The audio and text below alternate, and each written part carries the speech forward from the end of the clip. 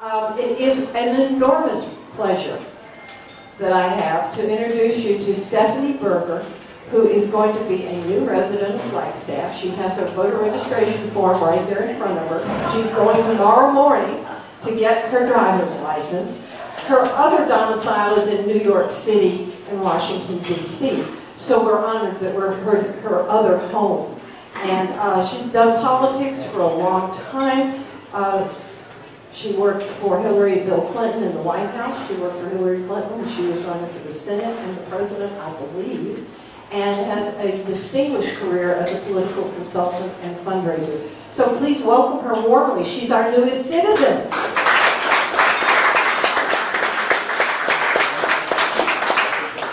Hi, everybody. I kind of got around to some tables, but if I missed a table, I will definitely get around. And I'm so excited to be here today. I heard it was one of my first friends, and I will have to tell you, it's always, how did you get to Flagstaff from New York City? And I'm like, I think I did the best thing. I fell in love with somebody on the Grand Canyon. So that's how I got here. I live over in University Heights, and I am going to become a voter here because I don't think they need too much in New York City. So although there's a lot of great primaries. But I'm excited to talk to you today, and I'll give you a little background on me, just so, I want to keep this open and questions, and if you have any thoughts or ideas, I'm always open to this. But I've been in politics since I was 12. I grew up in Houston, and I'm not going to say the wrong thing, but I want to tell you where I got my passion. There was a woman running for mayor in Houston named Kathy Whitmire. I don't know if anybody remembers her. And I was 12 years old at the time, and my mom got me involved. She said, knock doors. We were really all about turning out the vote. I was just making phone calls. These were not on cell phones. These were on regular remote phones. But my mom was like, you can never have an opinion unless you're in action.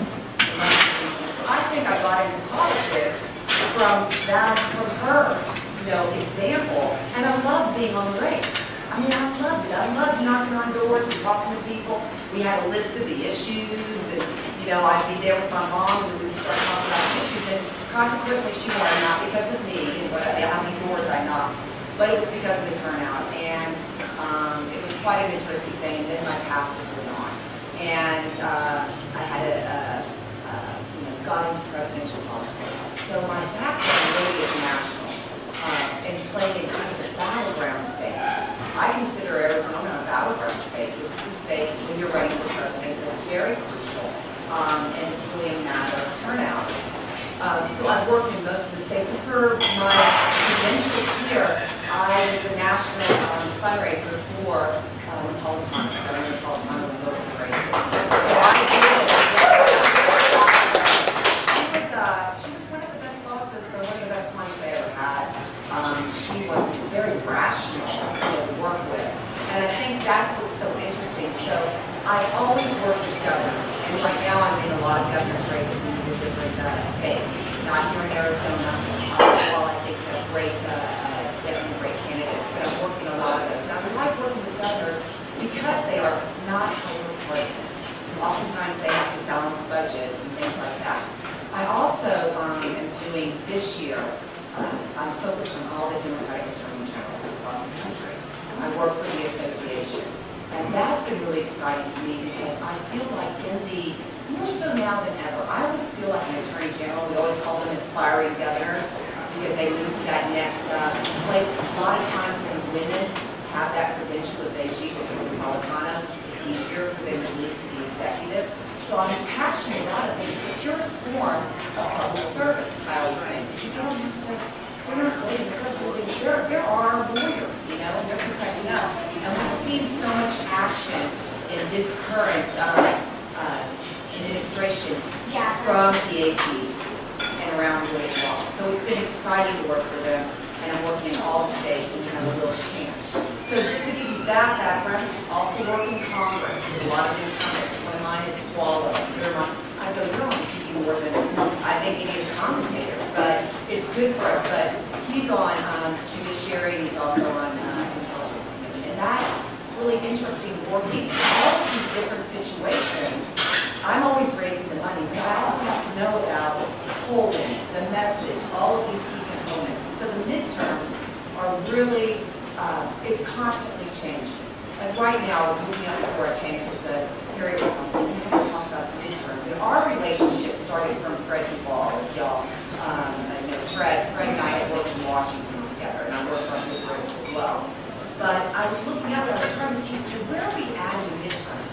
And what we're in right now, it's been different than any other time that I've really worked in politics, is the excitement. I mean, on the Democratic side, turnout is key. I mean, how are we going to win elections? We can have all the best issues, all the money in the world, but if we're not turning out votes. So there's a lot of engagement that we haven't had in a long time. I would say also, you know, in the midterms, we're changing. You see wins, you know, we're kind of in this, and when people look at polls, I don't really, I wish I can say this so loud, I'm not looking at polls all the time, you know, because I think that we have lots of polls that tell us one thing and then come out. But what's interesting is they're constantly changing. So I always go to this guy, Nate Silver. You all know Nate? I'm always out on there, and right now, so I went on this morning. I was like, you know, because what's happened, you know, we had a kind of a dip and then we kind of went up. So we're about 9 to 10 homes ahead for the House. This is what you're thinking in the House. Again, you can't take that home and bank it because if we don't turn out votes, we're not going to win. But we're about that, and that's what it's showing. And a lot of the generics. You know, we're having all the primaries now. I think you also saw, is it August 28th? Don't you love I went on the right? Like July 30th is my registration deadline. August 28th is your primary. So primaries are going on across the country. One thing we noticed in the midterms, and I've been working some congressional races in Texas. I mean, this is odd for me, I would say this, because before, in the last 2 cycles, we were never playing in states that were huge R districts. I think Connor Lamb's race was a 21-point R district. I don't know what that means. It was like nobody would have ever put a dime in that race. He was a very unique candidate, and I think the Democrats have done very well in recruitment. Candidates that are seen to do well are former military.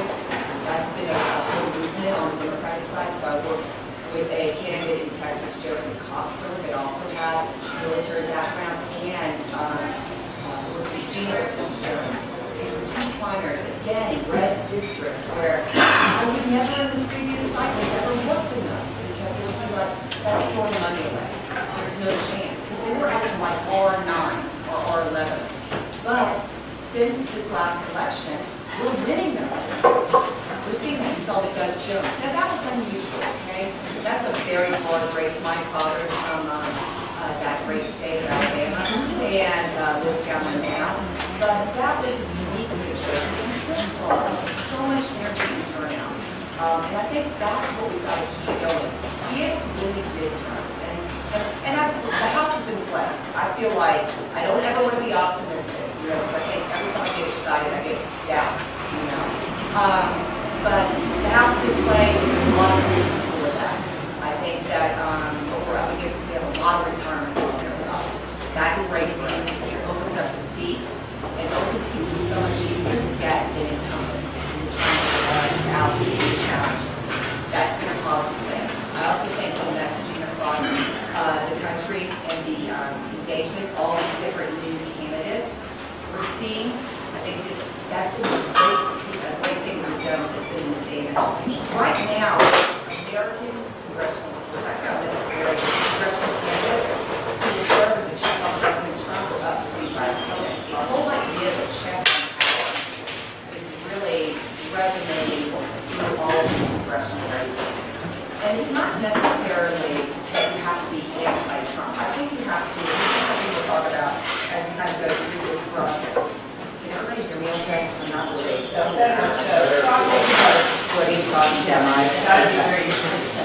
I'm sorry, this is like I can break down a song in a minute. We just got a karaoke machine and I'm really excited. So, I would say also I've looked at the polling here. It's like generic. Dem to R is up, it's about 7%. But this is generic. Once you get down to after your primaries and get into who's running against who, that opens up a whole other open. But I thought that was a good sign for Arizona because I've been in situations where we've been down in other races. I did Rich Carlona too, so has some Arizona experience. So it'll be interesting to see who comes out of that. We're also seeing, we had something happen unique in New York. We've seen this on the primary situation. New York, we had a situation where we had a long, Joe Crowley, number 4, in leadership. And I'm going to tell you, Joe is an Irish guy, I'm an Irish girl, very likable person, had lost touch with his district had changed, and here comes a wonderful candidate, I think. I mean, I thought she did a great job. He made some mistakes, he took some stuff for granted, and that's what we can't do as Dems. We cannot take anything for granted. Like, oh, there's so much resistance, we don't have to really put on a GOTV campaign to get people out. We can't take it for granted. I think he was taking it for granted and really couldn't figure out, and what she did is make so much momentum. Young people come out for her in that primary. She really worked it, and she got it, and she won by a significant amount, y'all. It was not close. And this is number 4. He wasn't a bad guy. And her policies were very much over to the left from his. You know, we had that going on in New York a lot. We've seen that on the Democratic side for us. Our governor, very, people love him, people hate him. He's got a mixed view, but he's in his 3rd term. He's coming into his 3rd term. I always think this is what you have in the 3rd term. People have really decided on you. But he's being primary from the left. Now, he will win that race. There's a lot out right now that he'll win that. But we have a lot of that going on the east side. And on the Republican side, there is just so much, chaos for them about what's the message. They have their leader, at the top that tweets, and, so it's changing their message. I mean, I have a lot of compassion, too, over there, because I know that's hard to say in the Democrat, because they don't really know what they cannot get control of their message. That's a benefit for us in the midterms. I will say, we can't take it for granted, and the last thing I'll say is it's all about turnout. I want to say it's about money, but really, if I look back, and that's what I do, my specialty is money, so any questions about money, I will be able to answer every single one of them. But what I know to be true is that we can still win if we don't have the same amount of money. I've seen it time and time again. I've seen it on the presidential level. I've seen it in House races, but we got to stay in the game. It's not that we can't $2 to $1 million. It's not. But if we're like at 500 or 600 and they have $1 million, we can still keep it. We can still stay in the game. That's the point. Is that you don't have to have as much money, but you do have to have the people to turn out. I think also on the Dem side, in the House, traditionally we've had structural disadvantages, gerrymandering. Okay, so we have 80% believe in sound gun control, not, it can be debated, but we can't get anything moderate through our House. And a lot of that is that we do have certain situations, education, similar things. So gerrymandering has been a structural disadvantage for us in midterms. But I have to tell you, that's off the table. We're seeing it with the others of this Connor Lamb, these different special elections. We're winning them because of the excitement and the turnout. We've also had voter suppression. That tends to be on the Dem side. It's a strategy. We've got to just own it, know that that's happening, and figure out ways. That's why every race is important. We may be talking about midterms and we may be talking about House and Senate, but it's also every local race is so important because they have oversight on different things that are important to us. So voter suppression is another one, and we're overcoming it. I would say on issues, this is really, I had an old, say somebody that was my mentor, this is a guy from New York, Steve Israel. I don't know if you remember him from the congressional stuff. I used to think, I don't really like him at first, but then I was like, he's saying something, but I'm not liking everything that he's saying. But more importantly, I learned really strategically. He was just on a radio show, and I was listening, and it was funny. I mean, I sometimes listen to radio. I'm always listening to everything, even all my sources that I like. I'm honest, I like Little Morning Joe, I like Little Rachel. Then I'm over on Fox as well, so I'm hearing, I'm listening to local shows. I really want to know what is the sentiment, and it's what's out there, what are the messages that are resonating. But he was on a local show, and I totally believe this 100%. It's always in the voices. You have to message to your market. You can't be taking all these big national messages if it's not resonating in your market space.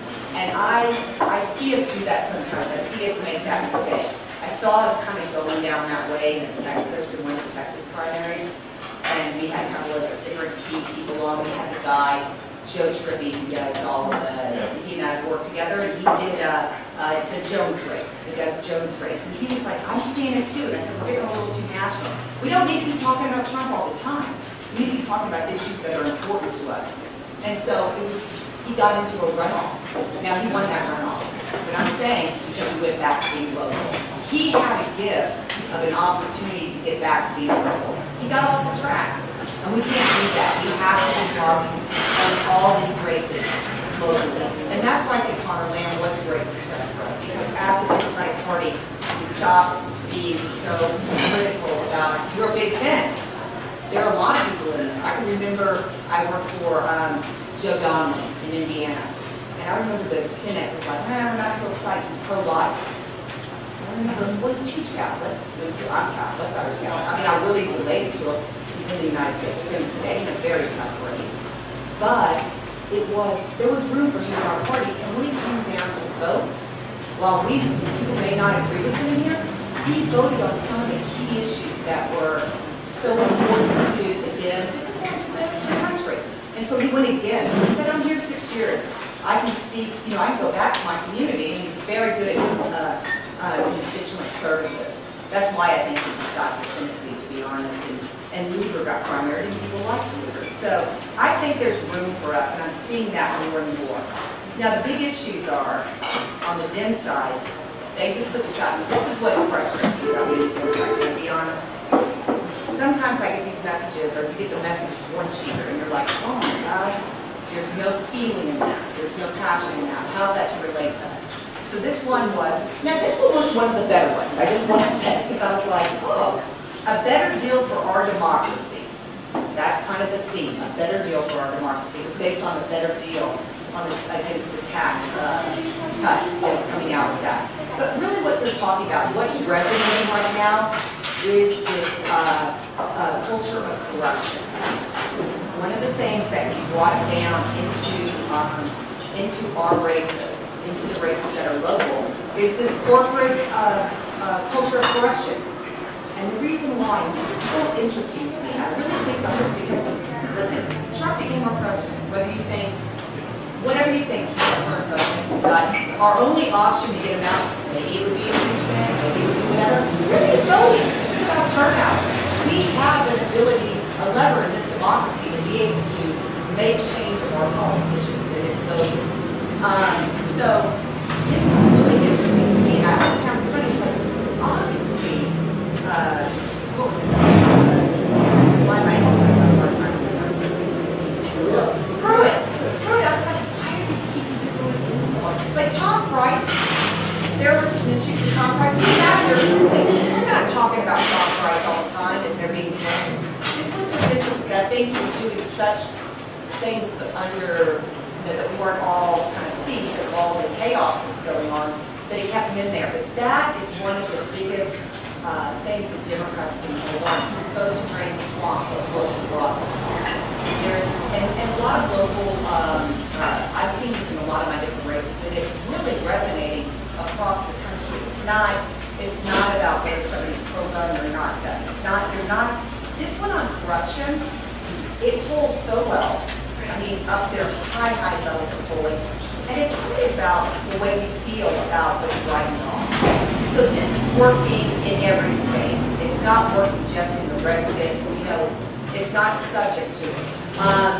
And lots of the things that the other one is going to be very critical. And I really wonder how it'll play here in Arizona. I'm not sure if I don't know the deepness of our politics here, but I promise I will learn, is the Supreme Court hearing. This is a big one because it's about turnout. This is where we had all of these big marches, everything. You saw the major engagement around women. No, it's not. I think we've got to play this well. We can't play it about pro-abortion and all that stuff. We've got to play this as this is about our health care rights. This is about justice. We should have the right to do that. And I think our messaging has gotten a lot better around Roe versus Wade, but this Supreme Court pick is critical. So I think this is going to be an issue that you're going to see. But you need to message it for your local communities and see where people are and how to talk about it. That's what they're going to see. Other is voting rights. This is a big thing across because we've had so much suppression. It's really another issue. If you look at the main issues that are polling and playing, they're all about justice and fairness. That seems to be more, it's not dwindled down into the issues of, are we pro-immigration or against immigration? I mean, we're being paid, Dems will be painted like we're going to open it up and let everybody in, even though we have had many plans that are our 5-point plans on what we should do around the immigration issue. But it's all about fairness and justice. I think that's what this election's come down to. And part of me is like those types of messages. We had something similar around wages in 2006. And it went off really well. So this message is clear, it's connected to that.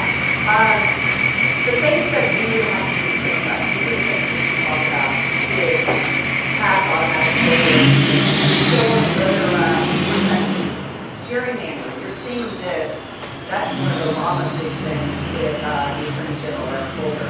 They really have gone around and seen changes in Pennsylvania. They're really they're targeting the battleground states first, figuring out how and they've had a lot of victories because they're doing it through courts. They're doing it through the legal system to try to get victories about fairness. I mean, you've got to look at some of these maps and just dig inside. You're like, how did they make Ella this and that was the district? Oh, they have to drive, 5 hours across to still end up in their district. You can see this, and this is not good for Dems either. We got Democrat districts as well. It's not good for us. We need to have, I think, this is my opinion, and nobody's backing me on this, or the Democratic Party is not, is that we're better when we are because it brings us closer to be able to make rash decisions instead of having one district that's so far over the left and one that's so far over the right. We want a better policy comes from the middle, so it's been proven, and so that's one of the things. And then campaign finance reform. And this is close to my heart because people always ask me, because I've been fundraising in all the different entities, when we had soft money, so you could get large checks, like $100,000 checks. This was during the more presidential. I was his California finance director. And we would ask for $100,000 checks. You could get large amounts of money. Then they had, it's McCain-Feingold, Feingold came through and said, okay, we're going to stop that. And money finds its way in.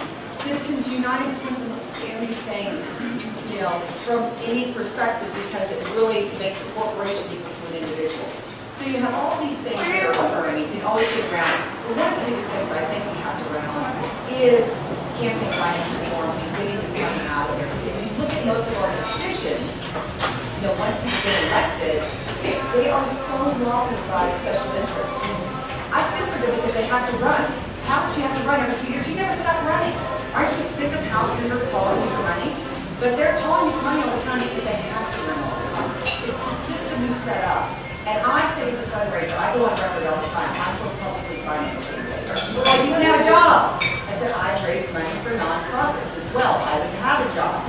But I believe if we had, federally funded campaigns, if we had that, you would see more diversity in our candidates. And you can see more of the issues getting out there. So these are issues that Democrats are really rallying around. Immigration is going to play differently in every state.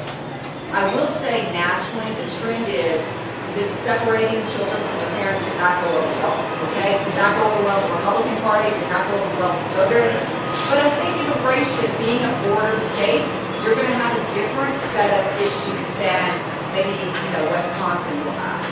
It's just so those kinds of issues, guns the same way. This is a very pro-gun state, so we're going to be speaking about it in a very different way than it would be like in New York, where we are, although we have an out-of-state, let me tell you. So, let me just get through this, talk a little bit about turnout, then any questions you have about any races. I will tell you any states that you're wondering about, because I do operate out of the states. We're probably running races in about 25, so I will know the state where I've worked in the state. Why do I know about national policies? Because I've learned so much being in states that maybe weren't like Berger. I grew up down south, if you haven't heard of y'all. I grew up down south in the Houston sort of David way, but I still play down there a lot because that's where I'm from. I really want to see some changes. But the one thing I will leave you with, in order to win any of these races, and I keep saying turn out, turn out, turn out. One of the things that we have advantage, usually we have advantages in a Democratic Party, is in presidential turnout. Because there's more height awareness. And if we get more people out, we win. You know, it's like laws. This is like a law, a scientific law. But in midterms, this is where we have an issue. I'm very optimistic this go around. I'm not optimistic on the Senate. I don't know what this current Russia stuff is going to do, how that's going to play nationally. Sometimes I'm thinking Russian people are just, it's too much. You know, the immigration thing's on, you can see it, you know, there's so much misinformation on the Russia stuff. I'm not sure because we really have a visual as to how that'll play in these upcoming races. But if we can get our midterm turnout up to our presidential levels, we can win across the board and have a chance at the Senate. If we can do that. Now, the Republicans, because the smart thing about this, and I could just think Justice Kennedy, I'm sorry, I'm getting physical with him, is that it's that base up. So what we've got to go against now is that Republicans are going to be very motivated around the Supreme Court choice. So that really strategically smart. I don't know if it was just an accident. I don't think so. Strategically smart on the Republicans' part to get that going right before the midterms. But we have to do that. We have to. So here, I know Flagstaff. I'm learning a little bit about my new home. And I know you're really critical in the Napolitano race. Opening up, I said that right here. I didn't even practice. That area, Napolitano, in that area alone, 7,000 people should turn out. So I think there is a lot of different areas. But one of the factors for us is we're able to get up millennial votes. And so I'm looking out here, I'm not a millennial. Sometimes I try to be emotional, like I'm thinking, I'm still a millennial. I'm not a millennial at all. The millennials, if we can up that percentage, right now, they out-register baby boomers. They do. What we have is a problem turning them out. We don't focus on them. We think, oh, they're not very good, they're not into it. I'm going to tell you, with Parkland, I've been so impressed. Okay, so Parkland, but they have really, they've connected with that organization I work with, and really gone around to register and really build up that registration. Because registration, you got to take them out. I think millennials, so we're party, call to action for all of us to figure out who will compromise to really tap into that real but we also have different things that you do. We're trying to thank those people we can. They were saying registered voters, 59% of millennials affiliated with the Democratic Party are Democrats. See that? That millennial vote, they understood they changed the entire government and everything across the country. I mean, somebody's got this. They can do it.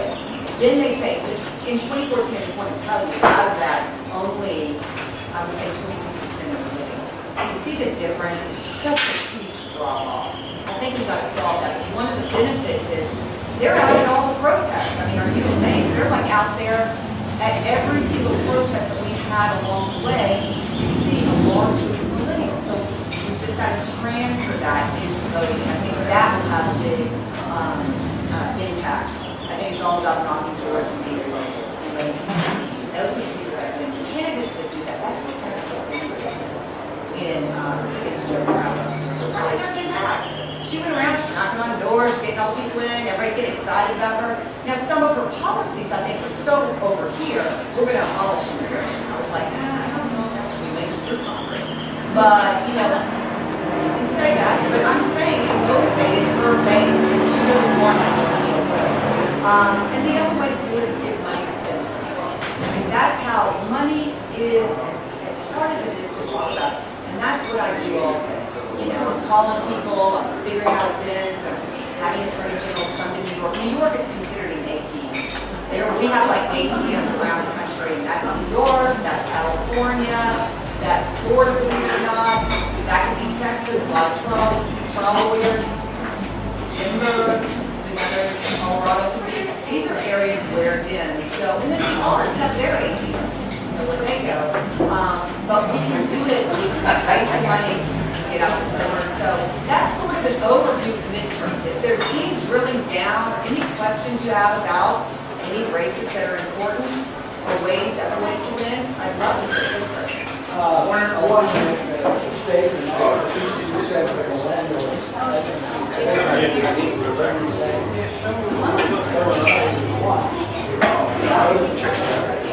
Just put a little bit of help.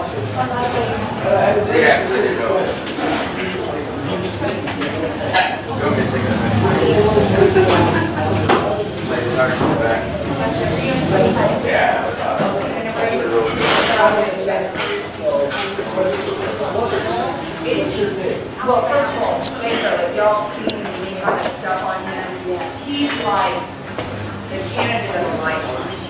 I mean, he's such a great candidate. Kind of in that Connor Lamb, you know, just a real, you feel really close to him. So in Texas itself,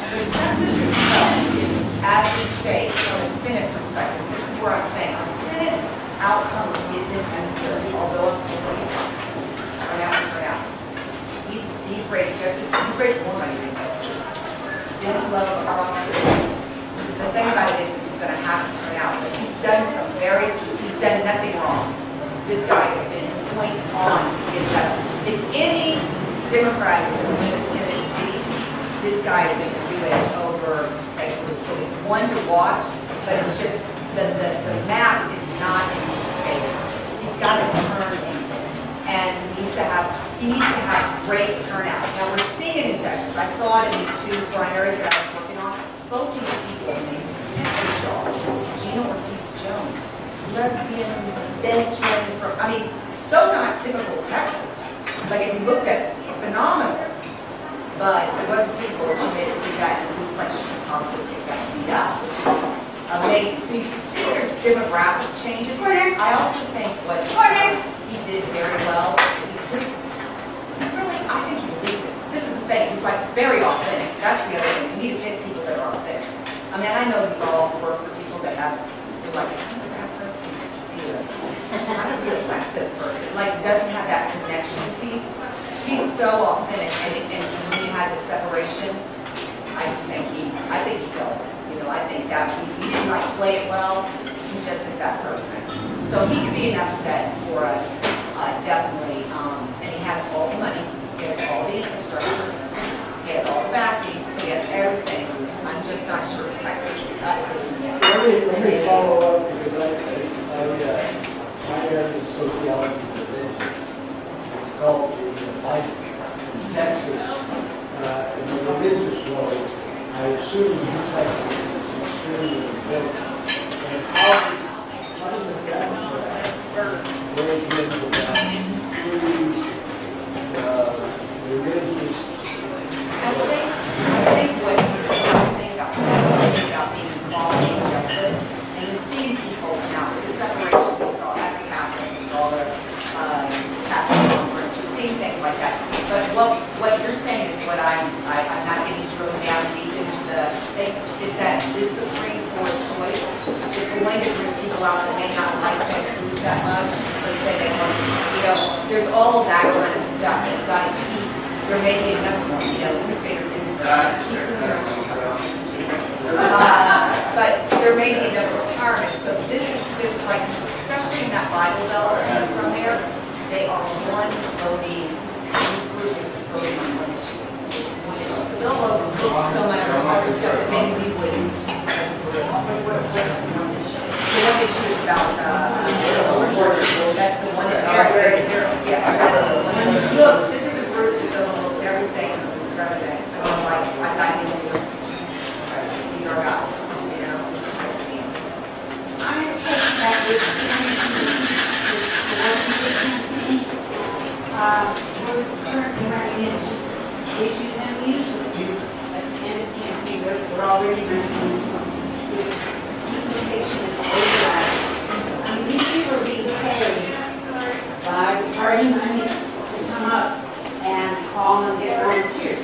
But they're calling people who are already volunteers. They're calling all of us, they should be calling them calling the precincts over, having already two pieces, and we're not getting good coordination with the coordinating. I'll tell you something that I do, because I was at the DNC for many years, I was the finance director there, we did a lot of coordinating campaigns, that's what I was funding, like the battleground states, funding these. And I always had an approach, and I think that was my mom getting me on that as well.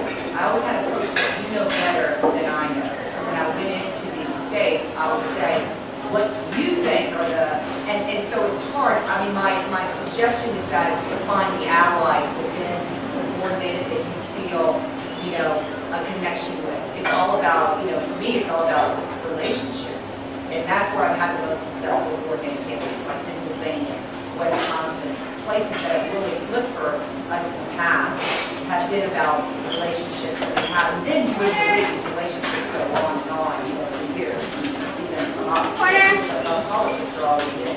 But I believe that my approach to coordinated campaigns is that moments of coordinating. So getting somebody from Washington to come into Arizona who's never been here, maybe they have some tactics.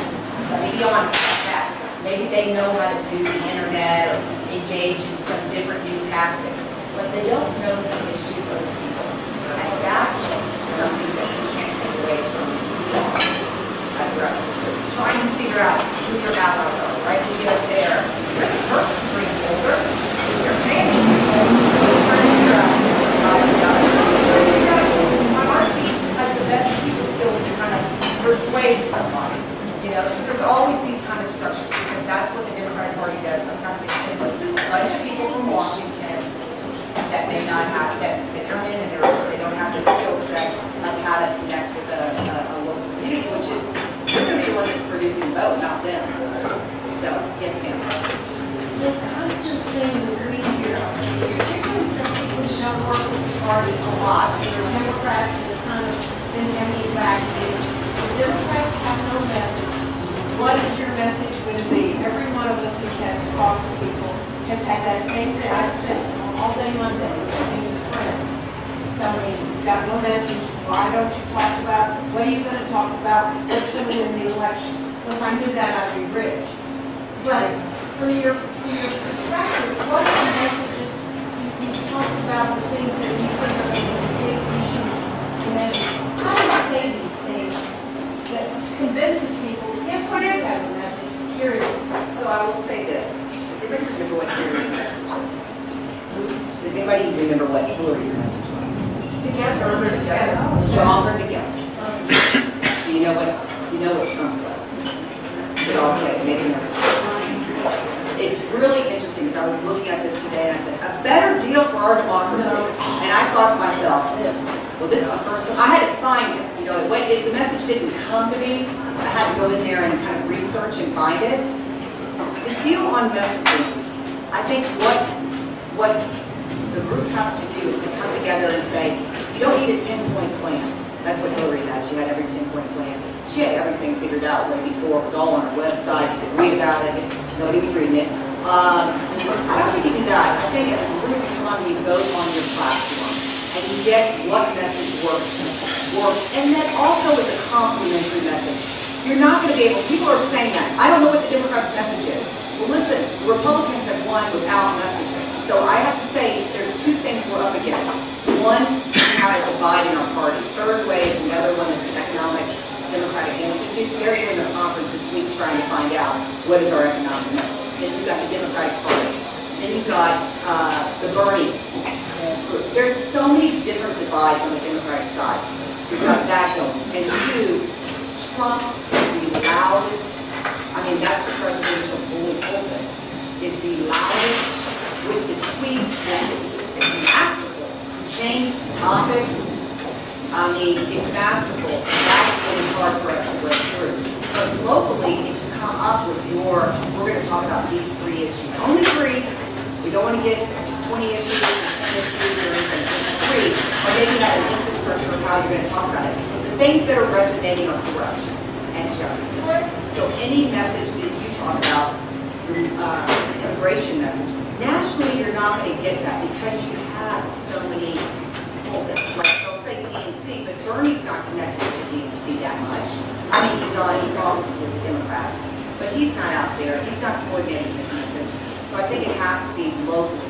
advice, but it's a challenge. So I'm recognizing the challenge, and I don't have an easy answer for it. I really don't, because I sometimes ask what the message is, and I work in this every day, all the time. And I'm thinking, You need to see the free episode on YouTube, Our Cartoon President. That's your piece, I just watched it last night.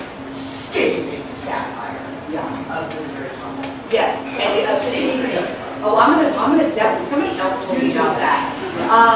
But I think on the message front, it can't be simply, especially in Arizona, I don't think this is gonna work, simply an anti-Trump message. I think it really needs to be a message about the things that are uncomfortable, which are this idea of corruption, because I don't believe Arizona, I look at whether you like the senators or not, they're not super over here or over to the right, and they're against corruption. So you've got this feeling, this maverick state. I love that in Arizona. It's really, you do not go with the group. You're not ones that fold into the Republican Party.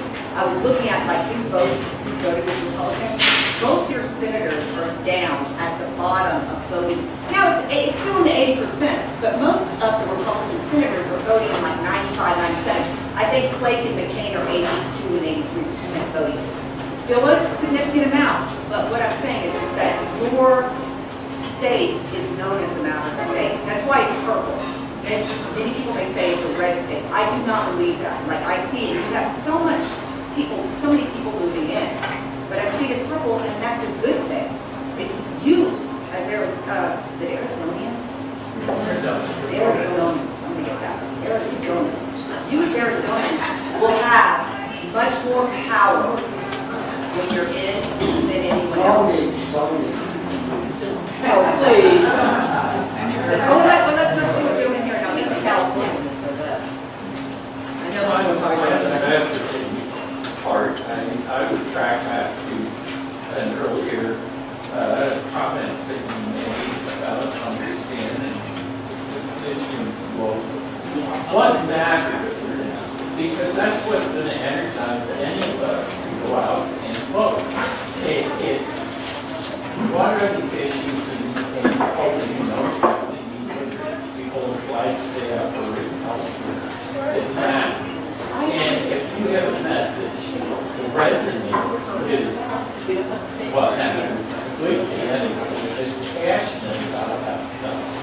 And not just somebody who has the words that it gets up.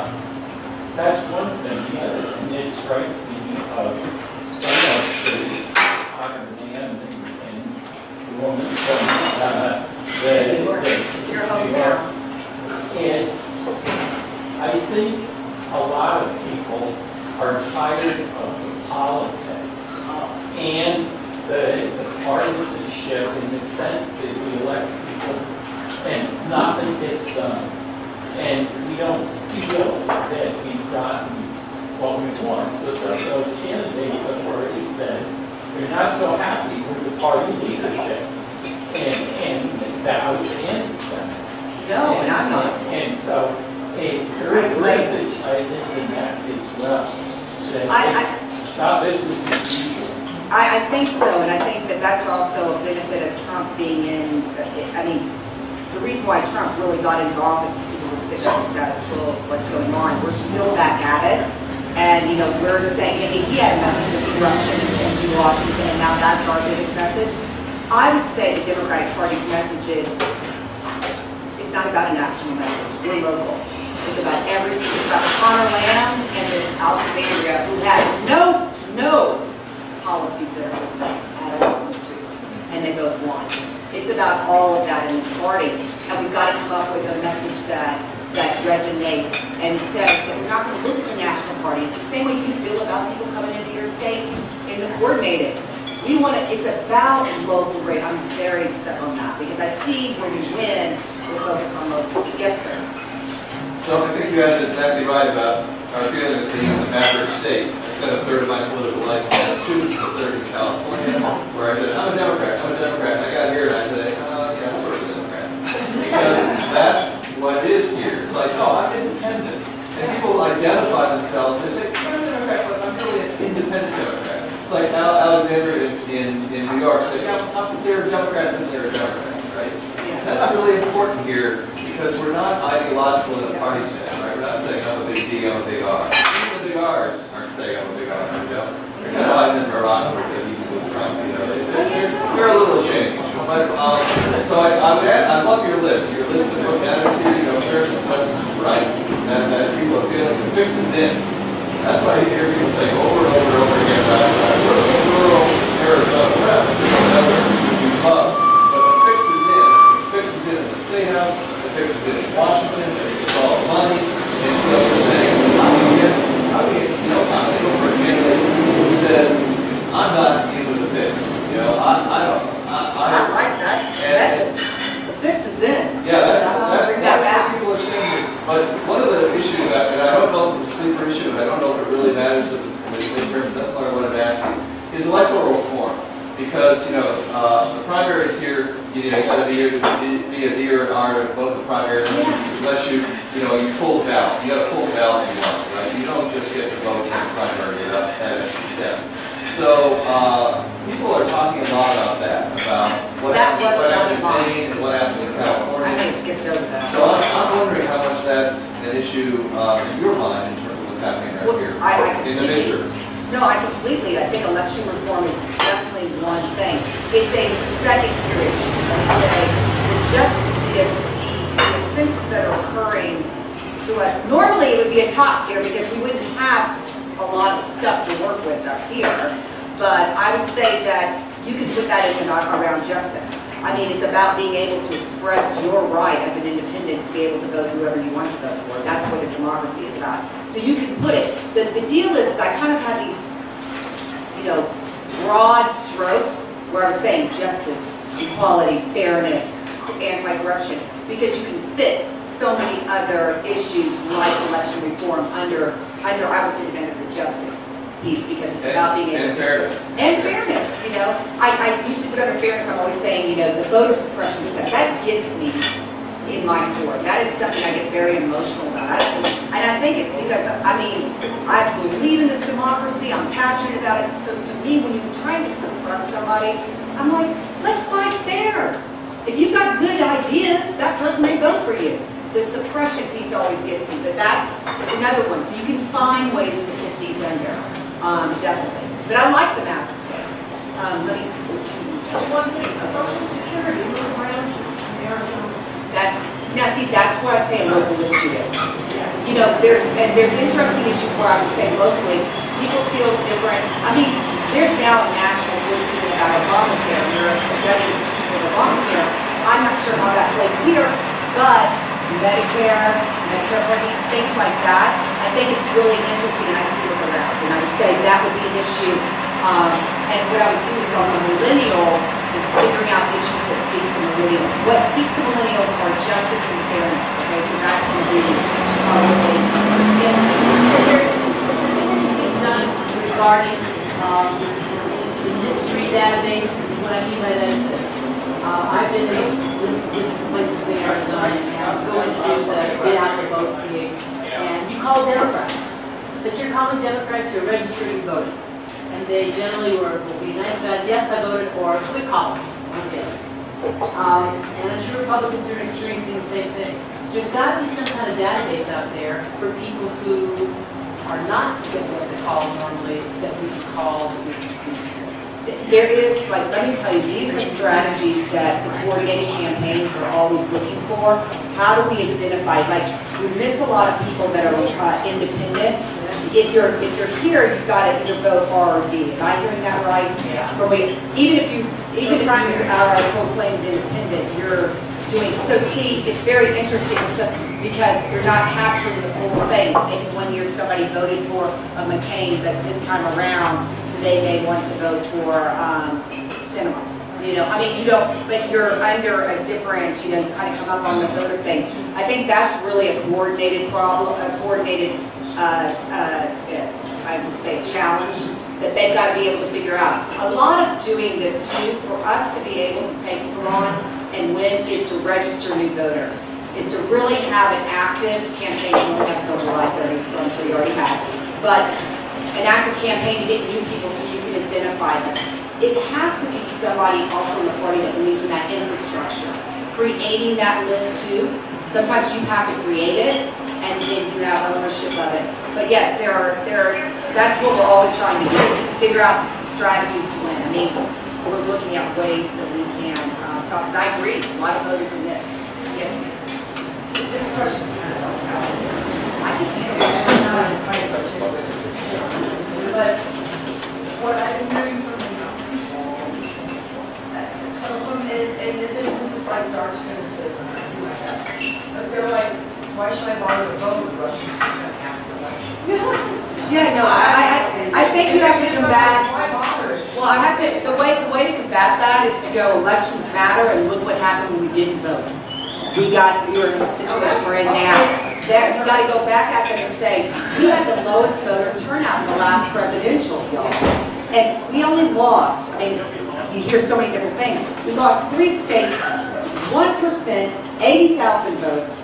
And it changed the way. We've gotten 2 Supreme Court justices that are probably going to come on that will change the way that we focus. I'm very passionate about this, and I would go up to every millennial and go, if you want to have the country that you want, because these Supreme Court justices are on for 40 years of your life. Let me say, elections matter. You got to vote. You can't be thinking, oh, the Russians are going to hack it. The Russians may hack it. We should be able to win over a hack. Okay? So that's what we got to be able to do. We should be able to have a comment. Now, I have compassion for the Hillary campaign because that's a lot coming at you. You know, you're getting a whole bunch up there. But that's what the Congress needs to be doing, is protecting us too against that. I just got to raise this about the issue that won here in Northern Arizona was free public university tuition. That struck a chord. It wasn't Completely. That did Russians. It wasn't Russians. It wasn't anything else. Let me tell you, because students are so saddled with this. And I know, but that should be incorporated in this through. You know, I'm going to just say that was a Bernie thing that really swept across. It was millennials. And I have my brother, who's about $200,000 in debt. So I'm like, you know, it's a big thing. Yes, sir. You didn't mention the environment, but I think that's a big issue. Especially here. Yep. That would be more, I don't want to say that's not a local issue. The environment, the fact that we pulled out of the Paris Accords and all of this stuff nationally, huge, huge impacts on us, you know. That's where I'm saying Pruitt was in there for a reason for that long. I mean, look, Tom Price was out in a week because he flew first class. This guy did things that I've never even heard anybody do, like got the lotion or whatever, and he was in there for a long time. Why? Because he was doing things administratively that was tearing down all these protections that we had brought up. So to me, the environment is very key. I just didn't have a chance to mention it, but I would say Arizona Water, our congressman here, is very focused, has that expertise on water. I think there's lots of things that are very important to us. I had one. Yes, ma'am, all the way back there. Okay, I want to address the Navajo Nation. Nobody's talking about it. We have a pool of people out there. I'm going to give you a little story. We need to go out there and listen. We don't need to keep telling them what they need. I had a contractor one time tell me, yeah, I built this house for this guy, and he went and cut a hole inside and shoved the tub out so he could water his livestock. That's what he needed. So why are we shoving what we want down their throat? I drive for FUSB. Several of my colleagues that drive the Navajos, and they're out there. And there's a lot of Democrats out there, and they need to go out and listen to what their needs are. They don't just deal with state and federal government. They have tribal government. They have grazing issues. They have a lot of issues that we don't deal with. And so we need to go out there and not just try to get your vote, we need to listen to what their needs are. Yeah, and I think that's, yes, ma'am. I'd just like to add to that, because Navajos are 1/3 of the registered Democrats in Coconino. We have the biggest Yeah, reservation in I the want to United say, States here. during the Gore election, during this presidential, Arizona win for Gore, and it was the Navajo Nation that pulled it over. And that was a big deal because he put a lot of focus. But I think there's a lot of very critical issues. And one thing that I see coming up is the opioid crisis. This is a very big issue in a lot of different reservations, and that's playing. See, that's another under issue, like where I said environment was one, that's another issue that is focused in certain areas, West Virginia, Kentucky. These races are really being won and lost around that issue. Yes, ma'am. I have one question to all of you.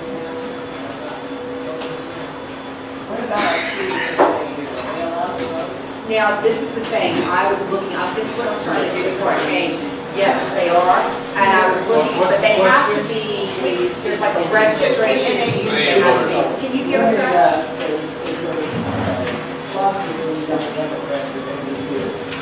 Yes, they're allowed to vote, but it's one complicated issue.